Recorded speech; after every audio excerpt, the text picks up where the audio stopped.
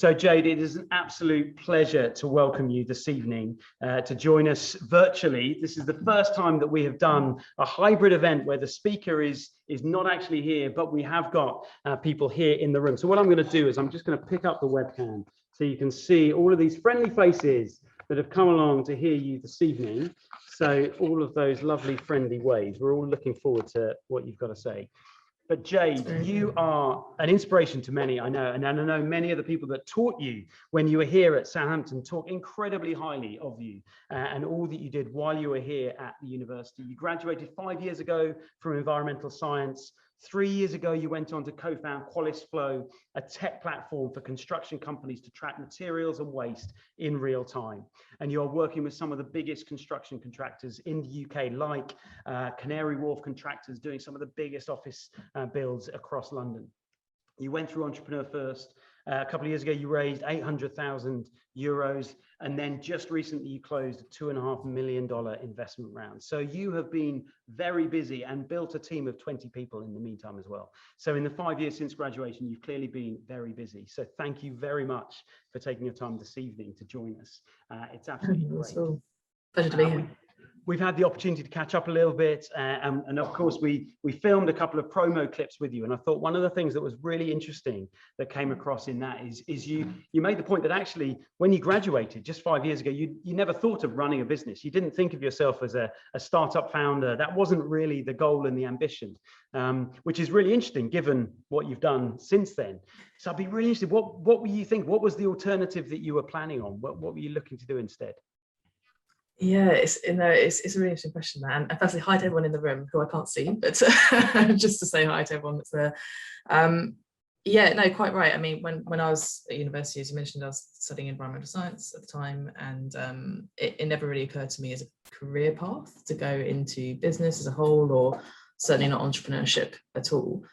I think it was interesting. I mean, both me and my co-founder actually were kind of thrust into this world of our own making, because what we wanted to achieve was something where we were taking our experience, which we'd had from the industry. So I worked in construction for a couple of years on Crossrail and High Speed 2, if anybody's familiar with some of the projects that are slightly more London-based.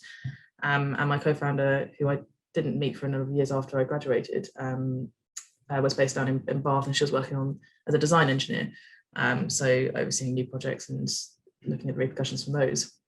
But I think what we wanted to do is take our experience that we had gained even over that short period of time, and say, actually, you know what, this industry isn't doing anything well enough. Like, it could be a lot better. And I think we were both very impact-driven individuals. And what we decided to do in the end was build a business, because we thought that was the most scalable way of having the impact that we wanted. And the impact that we wanted was to leave the world in a better place than when we found it. And we tried an NGO at the time. We actually got one set up when we met, which was in New York a couple of years ago, and we ran that for a period of time, but it didn't really go very far. And we thought, okay, well, we've got to try something else, and we did. And we decided that actually building a scalable business made the most sense to have that wide-reaching impact that we wanted to have. So yeah, we kind of got thrust into it really, but no regrets as part of that at all. So what lay behind that thought process of going from trying to do an NGO to then thinking, actually, it's not an NGO route, it's not a charity, it's launching a business? That's quite a big switch. Yeah, I mean, it was somewhat by accident, actually. We were quite fortunate in that at the time, neither one of us were thinking about building a business when we were working. But actually, and it's full credit to Britt, my co-founder at the time, she sent me an email out of the blue saying she was in London that day, and there was a competition being held by the Royal Academy of Engineering, which was based in London as an open innovation competition. And she said, okay, let's go for it, let's put forward an idea. I thought, okay, fine, I'll put forward an idea, fill out the application very quickly, because it was a 24-hour turnaround. And they asked us loads of other questions like, do you have a website? Do you have a company name? Do you have this? Do you have that? I'm thinking, we're not even a company, don't even have an idea really. We'll just kind of go for this. We talked about some ideas previously around the sorts of things we wanted to do. And it was during that process actually that we came across a few interviewers as part of the stages who were asking us questions and made us think about different pathways that we could take with this idea that we kind of conjured up somewhat overnight. And at that point, we also got approached by somebody from Entrepreneur First, or EF. So they were at the time London-based accelerator. They're now across different regions around the world, and they take on individuals usually with or without ideas, and then kind of you can harbour those and grow those ideas forward. So we came in with this pre-existing idea, and we got the support that we needed from them at the time, as well as others that we kind of met along the way. And again, I think we just kind of sold ourselves by this point through that experience with the Royal Academy and with EF that, you know, again, I can't really put it any other way except the impact that we wanted to have had to be built in this way. We tried a charity, it hadn't worked for a variety of reasons. And this seems like the most plausible mechanism to use to have the impact that we wanted to have. And that's why we chose that route, ultimately. Sounds really interesting. So tell me more about that impact that you're hoping to create. What is it that you hope Qualis Flow will achieve? Yeah, so similar to Martin's comment earlier, I mean, you kind of want to take over the world, right? That's the idea with all these concepts. But for us, what that means is we want Qflow as a tool, as a product, to be deployed internationally on as many construction sites as possible, to start closing the loop between construction and the impact that it's having in terms of resource consumption, and close that loop back in with design so that we can actually design better buildings. And our mission as a business, as individuals, but as a business, is to make construction and design more sustainable. It's as simple as that. And again, I kind of tie back to the purpose that we had earlier, which was, it's as cliche as it sounds, that ultimately that's what is driving us in the business, is to leave the world in a better place than where we found it. And the way we found to do that for us is through Qflow and the idea that we had in that space, which is around resource circularity and using automation as a method to do that. But yeah, that's ultimately the thing that gets us up in the morning, is knowing that whatever happens as part of that business and as part of that trajectory, like that's the common goal, and that's the only driver really that we need. And that highly aspirational, impact-driven drive is brilliant, and something that a lot of people will get really excited by. I mean, I cut my teeth part of scaling company Hippo Waste. We did environmental waste management solutions, and in my 20s, I was trying to sell this great new startup that was doing waste management for construction sites, and I was trekking up and down grisly, gritty, hard fighting site managers across construction sites, trying to sell, change the way you're doing it, use this new approach. It's going to be a really good thing. Some loved it. I had people literally swearing at me across a desk, telling me to get out and chasing me off the site. How do you find that aspirational aim goes down on those hard construction sites?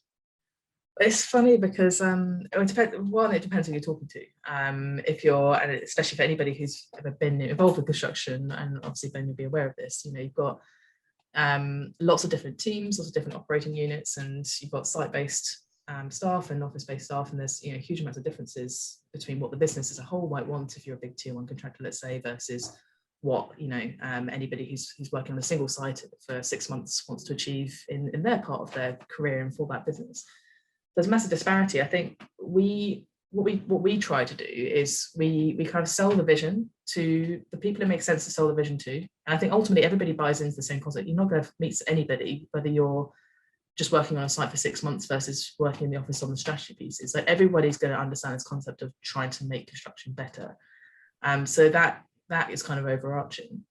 But otherwise, the narrative completely changes depending on who you're speaking to. For people on site, it's around, you know, it's saving you time and it's making your job easier. For others who are more strategic based and want to use things in the data, it's around, okay, what are the possibilities that this data can now enable you to do? How can you do your job better and make your business and your impact better in the role that you do? And it's so person specific.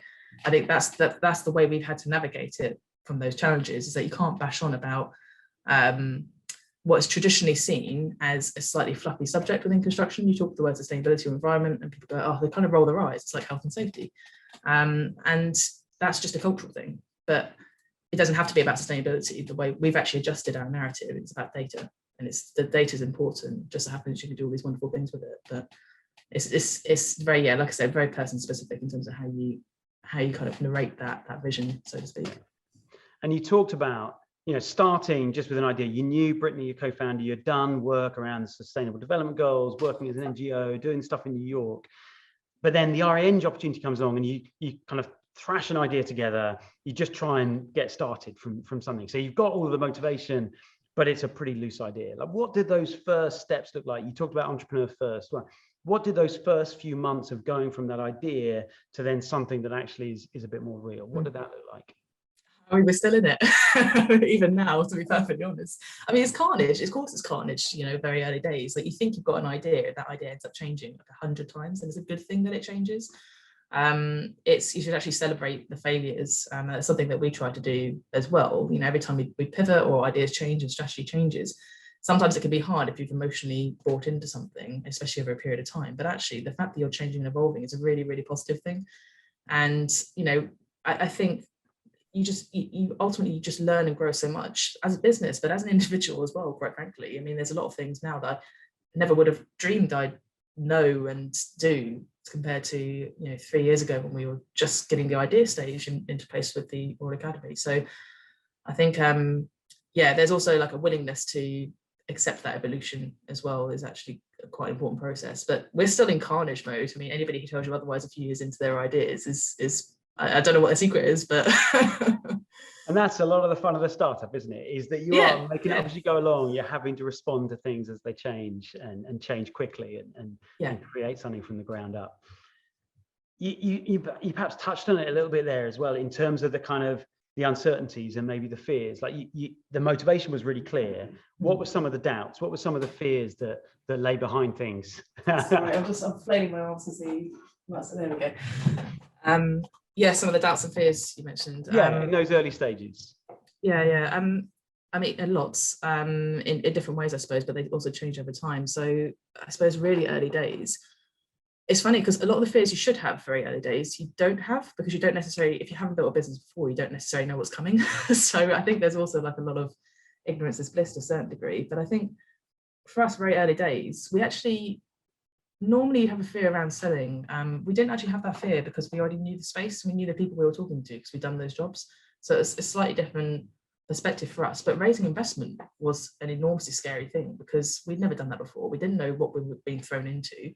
And it's tough. It's really tough to raise money, especially when you're a first-time founder as well, because you don't have any, you know, you don't have a CV of your experience of building businesses previously, and you really have to justify that. And you've got to be you feel pretty exposed at the end of the day, and you're also with other peers as well who everyone seems to know what they're doing, and that's I think a really tough thing. It's one thing I learned pretty quickly is one, never assume that people know everything anyway, because nobody does, and two, and it takes time. Like it took me time to become comfortable with just not knowing everything, and that's okay.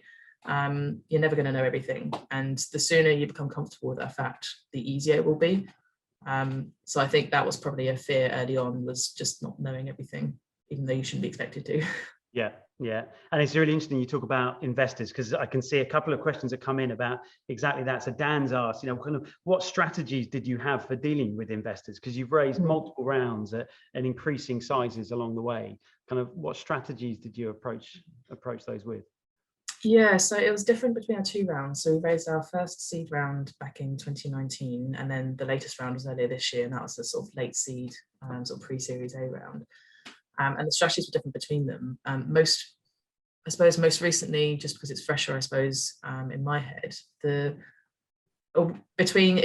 you're a single founder, then you obviously have to deal with everything. But because we had the benefit that we had co-founders, there's two of us running the business, we had a sort of divide and conquer approach. So I was overseeing more of the day-to-day running of the business, whilst Britt, my co-founder, and our CEO, was out doing a lot of fundraising. And that was hard work for both of us in different ways. And Britt had to shield a lot of that. She acted as a shit umbrella for me, and I acted as a shit umbrella for her in a lot of respects. But when we were going out to gain investment, through our first round, we had exposure to a few investors initially because of the accelerator we're part of, EF.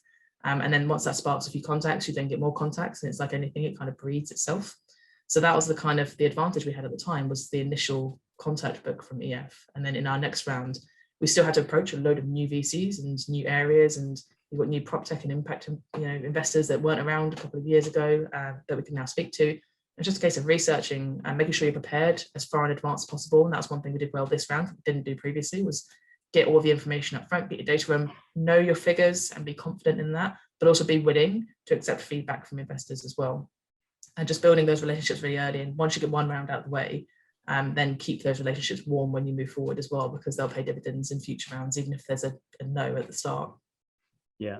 And there's another question from Sam actually about what do you look for in your investors? Is there something in particular that has made the investors that you've chosen stand out?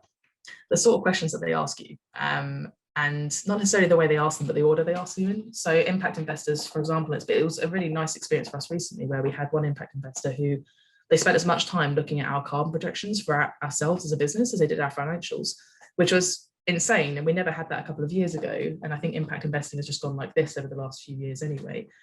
But that was really encouraging for us because it showed that they not only understood, but they genuinely cared about the impact that their portfolio was having on the wider world, which is the same, which aligned with our mission. So our values, largely speaking, were aligned in terms of them as a firm and us as or them as a venture capitalist and us as a startup.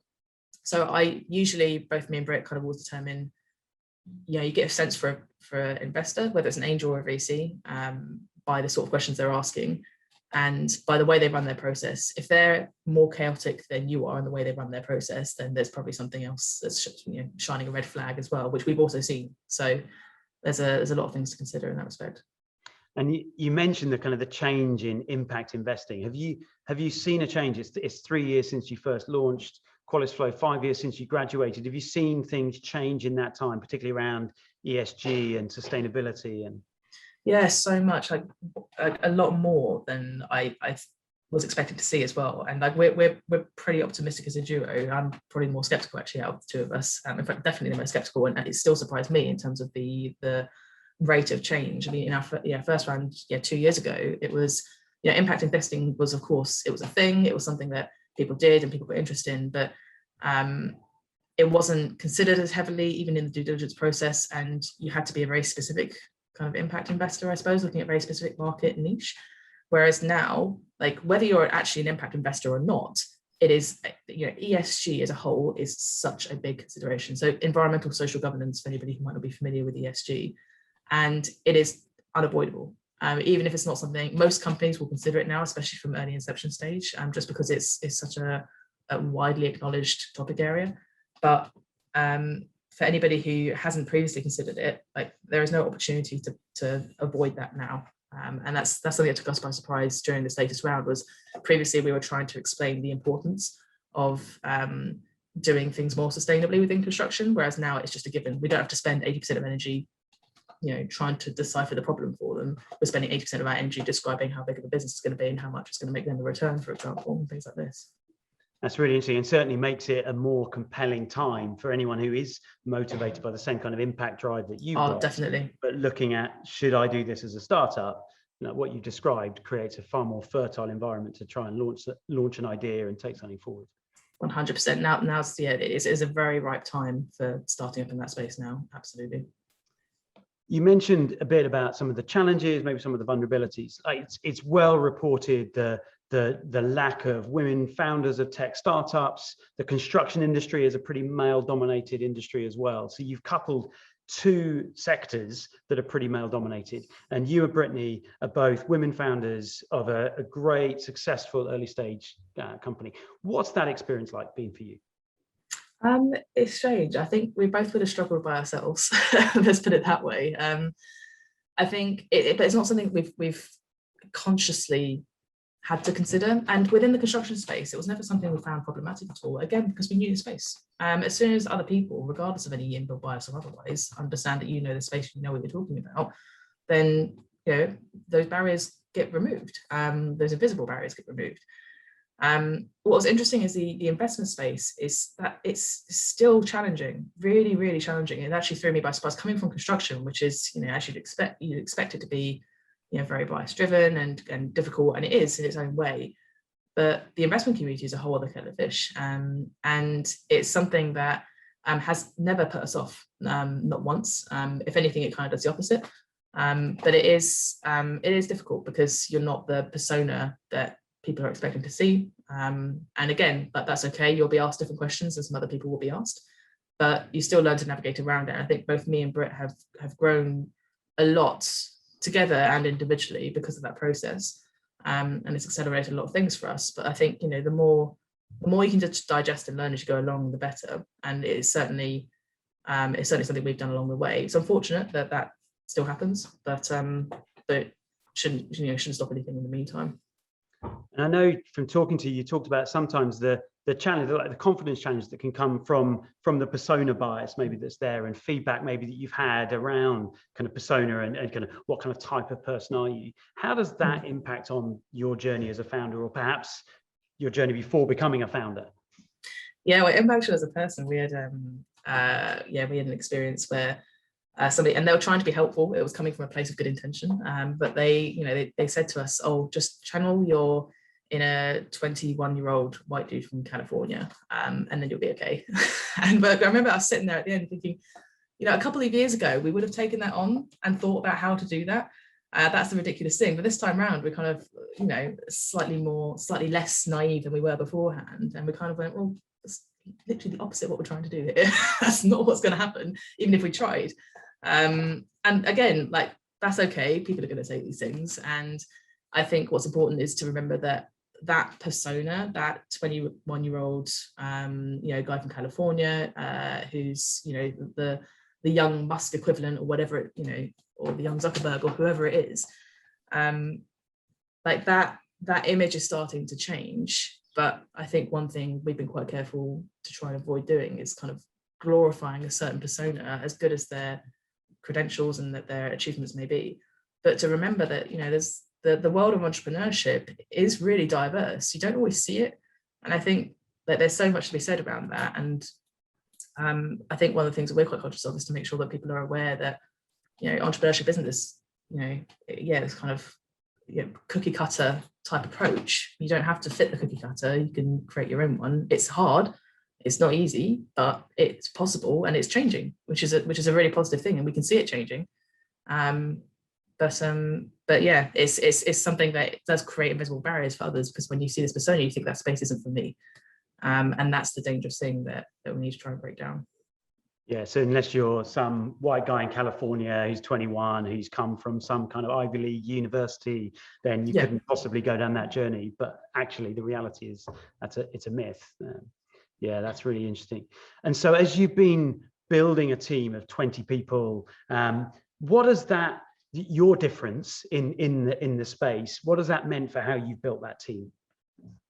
I mean, it's made it, diversity within the team has been front and center for us since the word go.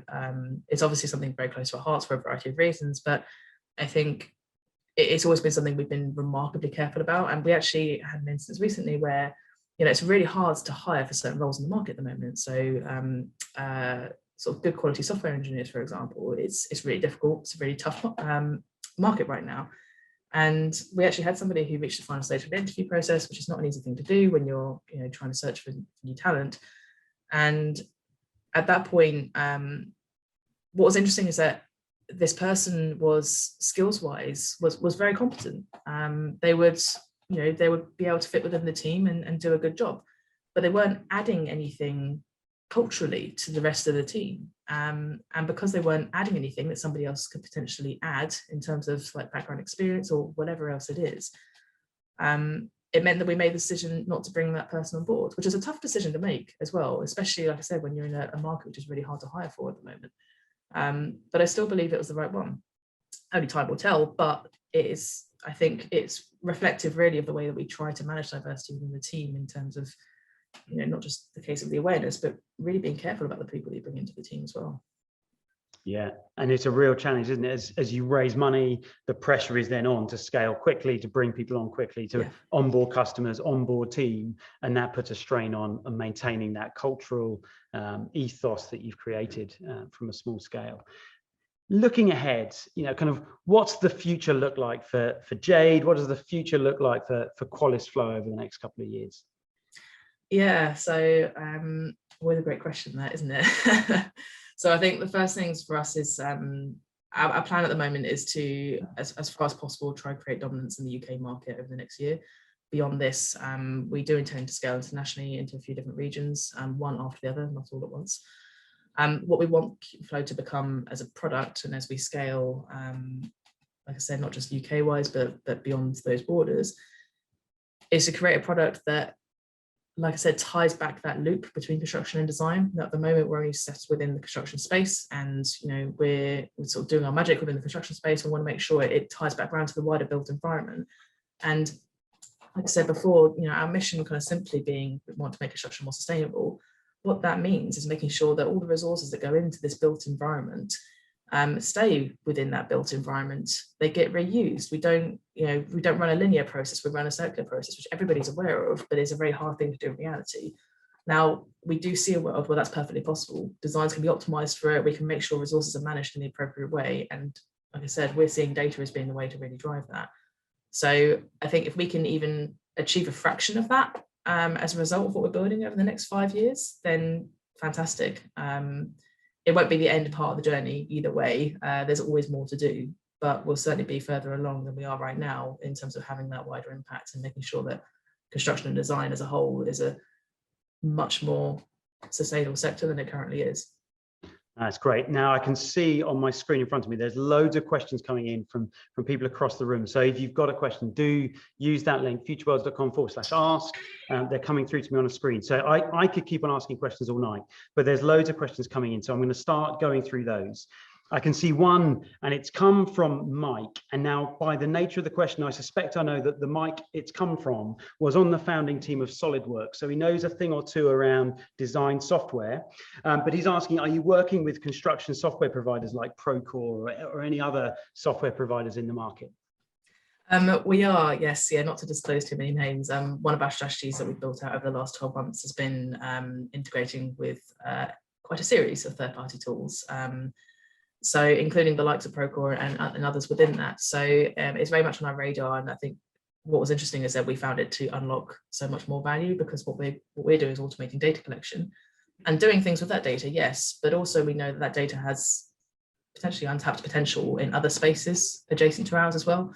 So the idea is to make that accessible and valuable to those other tools and the end customer as a result of that. So the short answer to it is yes. There is a wider piece around this, which I can certainly go into detail separately. And I suspect there's a follow-on conversation that you could have around that. I can see Jen has asked the question, how did you learn to manage employees? You built a team of 20, you only graduated 5 years ago. Kind of, how did you learn, given that you hadn't done it before? Yeah, that's a very good question. I mean, I suppose, nobody teaches you how to manage people, right? I think there's a certain of learning how to go, just being sensitive to it. I think you have to have a lot of emotional intelligence when it comes to, not just attracting talent into the business. And, I say attracting talent, you're attracting individuals to buy into your mission, especially early days. That's a hard thing to do. And those people have got to really trust you, and you've got to trust them. So I think one thing we've learned very quickly, and I think fortunately for myself and Britt, we had that rapport beforehand anyway, is like understanding not having that ego around. If you can get rid of any ego, at least as much as possible, then, and you're willing to be vulnerable with people and create trust with people, then that's how you manage people. You don't, it's funny because we tend not to use the word managing within our team. It's kind of more of a leadership and collaborative culture, which I know sounds like a small difference, but actually the terminology does make a big difference. But yeah, I think over time you get more experience, you make mistakes as well. I can't sit here and say, oh, everything's been perfect for the team. There have been challenges. You're dealing with people at the end of the day. People are never easy things to deal with. Like, all of us are complex, right? But yeah, you do learn as you go along, as long as you're sensitive to people. And again, fortunately, both myself, Brittany, and the others within our senior leadership team as well around us are sensitive to what's going on with individuals and how the team are working collaboratively. Then you do learn as you go to a certain extent. You got to trust yourself and trust your instincts as well. That's one thing I didn't do early on, was trust my instincts enough. And actually, there's a lot to be said for that. Yeah, and it can be really difficult, kind of. First time going through this kind of process, you can doubt yourself far too often, can't you? Yeah. And second guess yourself too much. Are there any kind of things that have surprised you along the way, that excitingly, positively, like things that you perhaps didn't think you would enjoy, but then actually, no, that's great. I really love that. Yeah, that's a very good question. I mean, generically, lots of things, but to try and kind of nail down the specific, it's funny. I mean, the problem-solving nature. This is going to sound really generic at first, but like the problem-solving nature of everyday stuff. It can be the smallest problem or the biggest problem. The biggest problem for us is kind of looking at our long-term strategy and how that changes. So it's like super high-level stuff compared to the detailed, what do we need to do to make this mechanism work as part of this like wider architecture piece or something similar. All of them are different problems, and what I find myself and anybody else who's in kind of startup land doing is just constantly problem solving, like constant. That's your entire job, is just to problem solve. And to me, that's such a wonderful thing, because you're not always going to solve them in the right way, but every single one is a new challenge. It engages a different part of your brain every single time. So whenever there is a challenge, it might be a really hard thing to overcome, whatever it is that you're confronted with, but it's just another problem to solve. So I think that's the thing that's been surprising, is I always love to solve problems, but like not at this sort of scale, I suppose. And yeah, how adaptive you can be within that is quite revealing, I think, in a lot of ways. Yeah, no, it's a good answer. I'm looking down at, there's lots of questions coming in, so I'm just trying to pick some through. So Jonathan has asked a question about, you talked about how co-founding has helped you greatly. Are there any specific examples of how it's really helped you? Maybe some of the challenges. It's always difficult to talk about challenges in co-founders publicly, because that's an awkward subject. But yeah, what have been some of the ups and downs of co-founding? Yeah, no, that's fine. No, there's both me and Britt would say the same thing. It's kind of nothing to hide in that respect. I think starting with the ups, let's say, I think just emotionally having that support there, like no founder is alone, but having a co-founder is, you're literally sharing the emotional load, and if anything else, that is of just enormous benefit, but also somebody to have a shared vision with. At the end of the day, I find it personally, and I think to a certain extent it's maybe a personal choice, but it's been, I suppose, somewhat reassuring or comforting. Like, you've got somebody else there on this like complete and common goal. I think that's the thing, that's also in part the reason why me and Mike have had Britt work so well together, is because this commonality of the goal has always been so solid, and that's been unchanging. So I think just having that, is nicer to share that vision and that common goal than it is to try and somewhat drive it by yourself. But I think for some of the downs, like ultimately you're going to have disagreements. There are going to be things that you don't agree on. And ironically enough, I think for me and Britt, because we have that common goal, we can have the disagreements, we can have the spats, we can have whatever it is that we're just not completely aligning on. And at the end of the day, it's okay, because one way or another, we're still going to work towards this thing. The way you see it might be slightly different to the way I see it, and we can find some sort of middle ground or whatever it is. Oh, sorry, but ultimately, you get through it because of that common piece. So it's if you don't argue with your co-founder from time to time, that's also a red flag, I would say. But it's how you deal with it and how you get through it that I think is the important thing. Yeah, no, absolutely. That's a good answer. So Ewan has asked, if you could start again and do something differently, would you? And if so, what would that be? Yes, is a short answer. I think that there's lots of different angles you could take with this. There's a nice example for us, which I refer back to with our team quite a lot, which is from a product delivery perspective. I think one of the things we did early on was we spread ourselves too thinly, which is also a common problem as well. We spread ourselves too thinly, wanted to try and do everything at once with very limited resource, thinking we could test everything, get validation, and then go down a particular path or whatever we thought at the time.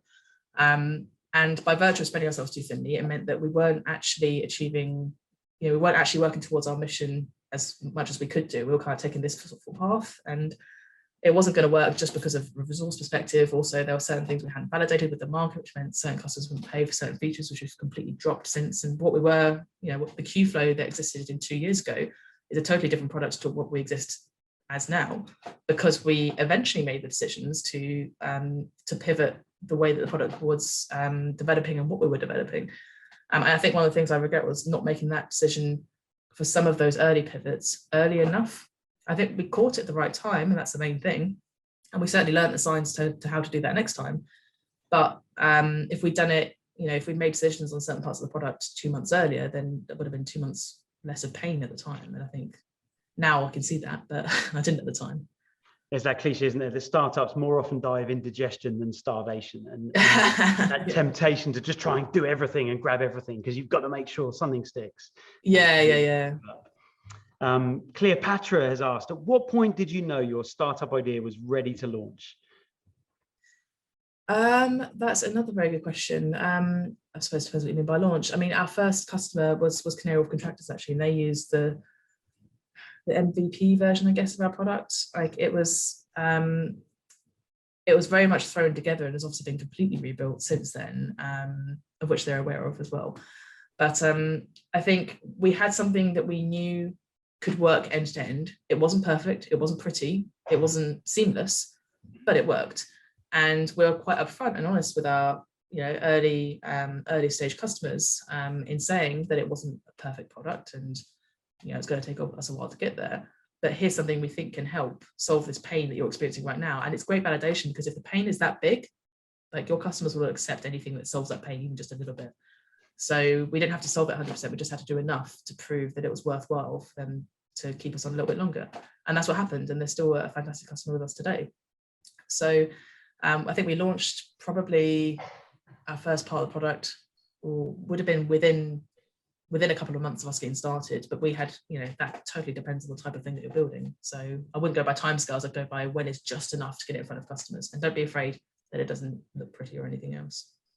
And that seems to link a question that Sam has asked is, how did you approach talking about money with customers, maybe at the beginning and then now? And I guess that also relates to features and readiness of product, MVP. Yeah, absolutely. So we have traditionally taken, our sales approach has changed over time, but traditionally we always took a more consultative approach to selling. So the way we started conversations, especially in very early days with some of our first customers, was really we spent a conversation or two just understanding the problem. What is it they need fixing? What is it we're building? How does it align? What's the value add to them if this works? And so we do a lot of value-based pricing as part of the way that we price the product. So it's not just a case of it's going to cost you this. It's a case of, well, this is going to add this much back to your business, and it's also going to help you avoid this £1 million worth of potential costs that may or may not be realized, but do you want to run that risk? And then the conversation around the cost of Qflow becomes much easier, because it's a fraction of what the value is back to them. And that's the way that we've approached it. And part of that has always been pretty consistent with us, actually. That's great. I can see Tal has asked the question, how do you think your time at university has helped you now with your journey since graduation? Yeah, so I wouldn't have met my co-founder, even though we didn't meet at university or had any kind of exposure to each other. She was based in a different part of the country at the time. But it just so happens that it's like anything, one thing sparks another. I remember getting involved with Enactus, the society at Southampton, when I was there at the time. So obviously doing my degree, and then joined Enactus in my second or third year, I think it was. And got exposure to social enterprise. I thought, oh, this is great. It's impact-driven stuff, and you're building a business to make it scalable. And that was kind of the whole scalability and impact piece kind of started coming together, was through social enterprise. And as part of that group, I then became exposed to another network called World Merit, and they used to, I don't know if they still run it, they used to run a program called Merit 360, and that was the program that initially was running in New York, and that's where I met my co-founder, which happened just after university. But none of that would have happened had I not had the context and exposure from, in this case, Enactus, but it could have been other societies, it could have been other people that I was networking with as part of the course or otherwise. And it was that exposure piece that really kind of spurred everything else, as well as the knowledge that you're getting from your degree as well, whatever it is that you're doing. That's really good. Going back into your approach of product, I can see Stephen has asked the question, what's the key difference between your approach and your technology and the status quo in the market? Yeah, so at the moment, the status quo relies on humans gathering bits of paper and then being transparent about it and reporting up the chain. And what I mean by that is, so just to give a bit of context, the way our product works is we capture data on waste and material flows in and out of construction sites. The way we do that is by leveraging OCR technology to capture or extract the data, really, the information from paper tickets, as well as electronic tickets for the stuff that's represented coming in and out. The status quo is somebody keeps hold of that paper or those emails if they're sent back electronically, which is typically what happens. That will sit with a variety of people spread across the construction site. And some of it may or may not get reported further up the chain to demonstrate compliance of responsible sourcing, to demonstrate waste flows and legality, but also quantities. Like most sites, if you ask them, and in fact, we did an exercise recently as part of a research piece we're doing in the background, and we asked for some companies, some we work with, some we don't, to provide us with data on just some waste and materials, if anything else. And some of them, it took them 6 months to get back to us. And they don't have that data readily available, which seems crazy, but they don't.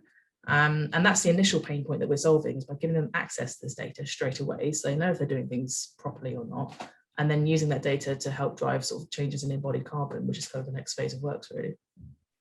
That's great. So I'm keen to ask, looking back at the room that you can't see, that I can see, so lots of people who are still at university, who are maybe exploring ideas, not sure what steps they would take. What advice would you have for students, researchers here at university, of the kind of steps that they can be taking while they're here that could maybe help them to navigate, maybe towards a startup, maybe towards an NGO, maybe towards something else? Yeah, I think expose yourselves to as many things as possible, which sounds really generic, and there's reason for that, because the network and the exposure that you get to different, I don't know, whether it's different opportunities for certain research, or whether it's work related, or whether it's charity based or society based, whatever it is, as much exposure to that in different areas as possible, I think just enables you to think, well, it enabled me at least anyway, to think, where are my actual interests? Like, there's a pathway, and everyone picks a degree which sets you on a certain pathway in terms of career beyond that point. And there's a very easy pathway that any one of us can take. But I think the important thing is to try and challenge that as much as possible. And I suppose that would be I suppose thing to be aware of, and kind of if you try to look for your, and also try to find your mission, like that's a common thing. I think that also comes to the exposure piece, is for me, and I think for a lot of people, we all want to have something that we're working towards that has meaning. And if you find your mission, and it's a solid mission that you really buy into, whether it's a business, whether it's a charity, whether it's something else, research or otherwise, that you then go into beyond that point, like you've got your, to quote Simon Sinek, you've got your why, you've got your reason. And as long as you have that, I think the rest will then, it's not like it will fall into place, but you've got a certain pathway that doesn't matter if you deviate from it at that point, you've still got that end goal still as an individual. Jade, thank you so much for taking your time this evening to share so openly with us about the journey, what it's looked like from your side. You are an inspiration to many, I know, and it's great to just hear the behind the scenes on launching a startup so soon after graduating, and then the really exciting journey that you're on. So Jade, thank you very much. So a round of applause from everyone in the room.